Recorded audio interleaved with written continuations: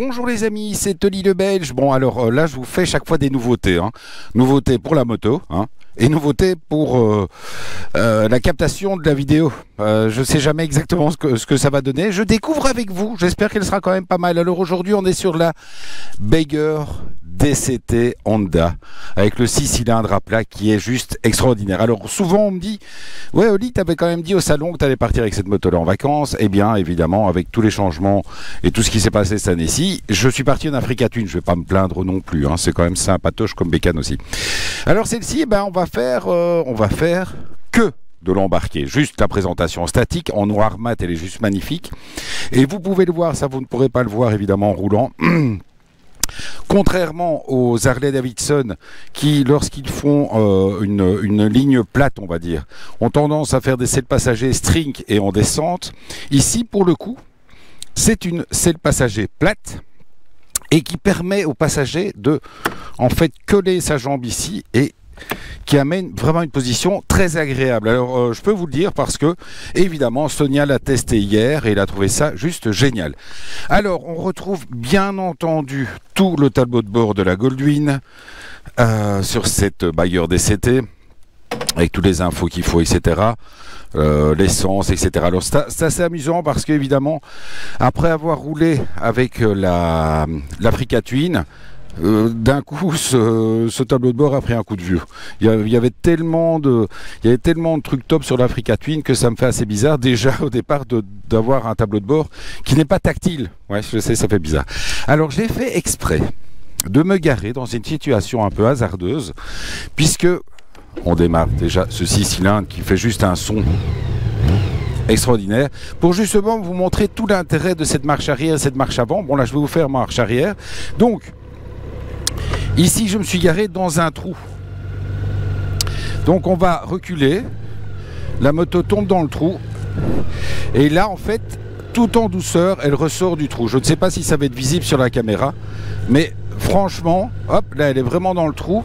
Et voilà, le moteur prend sans forcer, sans vous mettre à mal et sans vous mettre dans une situation compliquée. Donc voilà le trou dont je suis sorti. Bon, maintenant on va arrêter de rigoler avec ça. Hop, on passe en neutral. Alors moi je roule la plupart du temps en tour.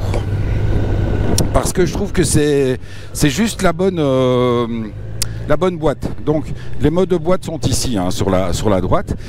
Pourquoi? Parce que en sport... En sport, ça rentre vraiment pas dans le concept de ce 6 cylindres. En économique, c'est une catastrophe parce que là, elle est vraiment trop... elle passe trop vite le 7e rapport et je trouve qu'en tour, elle est juste parfaite. Comme vous le voyez. Donc évidemment, on a bien entendu les clignotants, les rappels de clignotants, toutes les petites choses habituelles. Là, je vous ai mis l'immense GPS pour vous montrer tout l'intérêt. Vous le savez que j'adore ça. Pouvoir suivre les routes sur mon GPS, je trouve ça super pratique. Là on est dans la jolie région du Brabant wallon. Mon monteur au niveau des vidéos m'a dit que les petites vidéos en Suisse c'était très chouette parce que c'est amusant que je vous explique un petit peu où on était. Donc là comme vous le voyez, nous sortons de Maransart. Donc on est vraiment dans le centre du BOE, du Brabant wallon, dans la région de Lannes. Vous voyez, la région est superbe. Le ciel est un petit peu menaçant, c'était notre cas hier. On a roulé toute la journée sous un ciel menaçant. Mais on a essuyé quelques pluies, mais bon, ça restait raisonnable. Bien entendu, une moto noire mat, au niveau de la pluie, c'est pas le top. Ça salit quand même fort. Bon, j'espère qu'il ne va pas avoir trop de vent sur la vidéo parce que j'entends quand même que dans mon casque ça chahute pas mal, donc j'espère que ça va rester raisonnable. Je vois que la Poste a décidé de toute façon quoi qu'il arrive de me couper la route, donc on s'en fout un petit peu, voilà, et il s'arrête dans un virage bien entendu, ça me semble évident.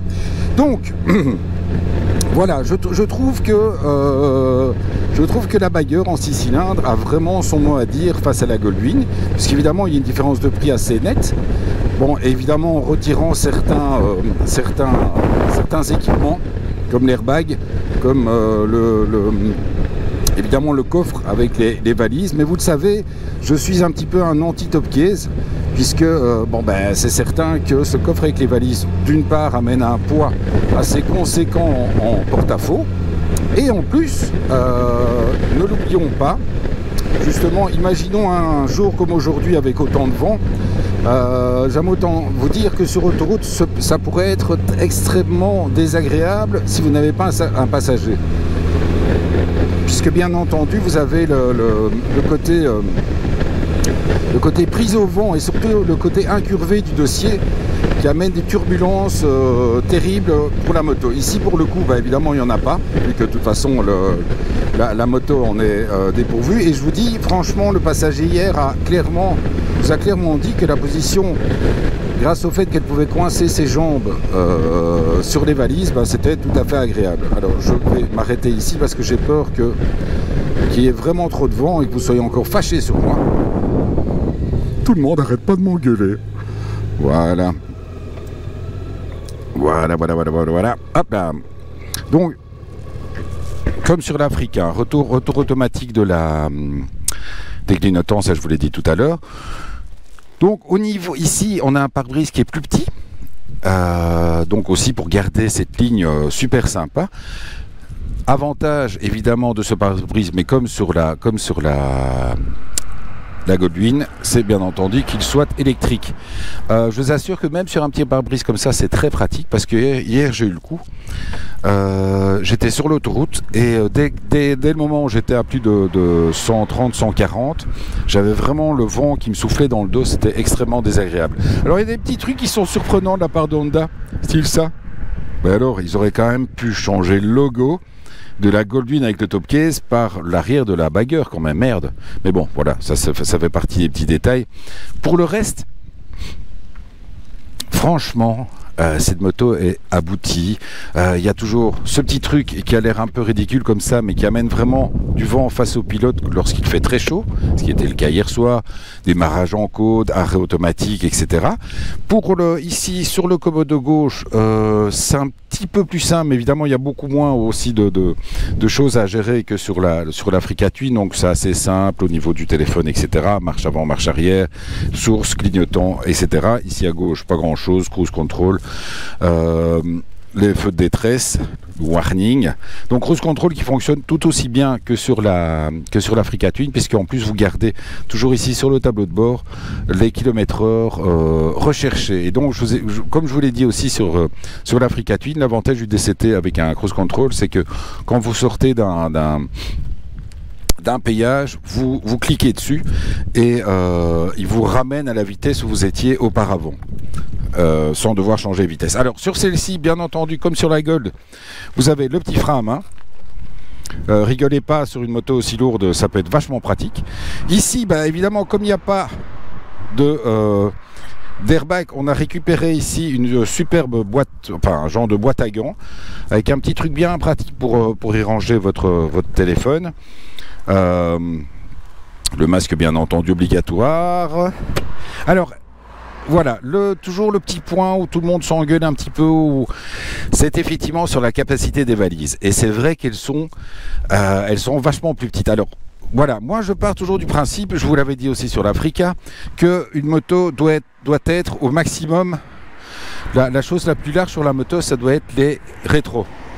Ici, pour le coup, c'est vraiment le cas, parce que les valises sont dans le prolongement du moteur. Donc, pour les remontées de fil, c'est très très pratique. Mais c'est vrai que, du coup, les valises sont vraiment petites. Là, vous le voyez, j'ai essayé tout à l'heure, pour au moins pouvoir le dire sur la vidéo, de voir si un casque rentrait, et même un casque ne rentre pas. Donc c'est quand même...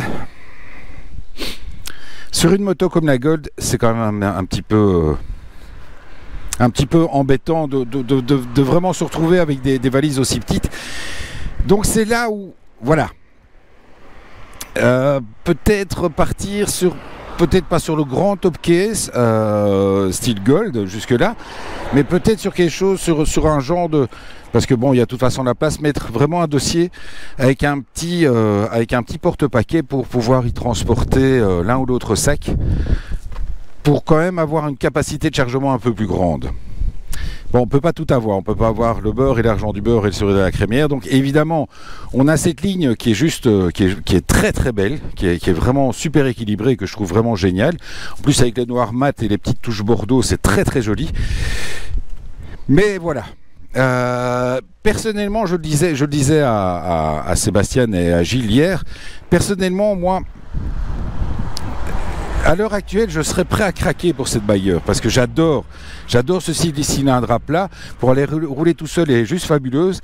Mais c'est vrai que ce matin, voilà, cet après-midi, je vais chercher ma petite fiole à l'école et du coup, je suis embêté parce que je sais pas où je vais mettre le casque, enfin où je vais mettre son casque. Donc, vous voyez, c'est voilà, sur une moto où il y a la bagagerie, eh ben, on commence à devenir difficile.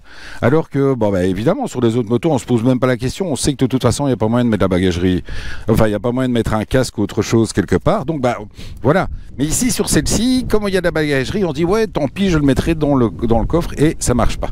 Pour le reste, vous le voyez, hein. Franchement, la ligne, j'adore.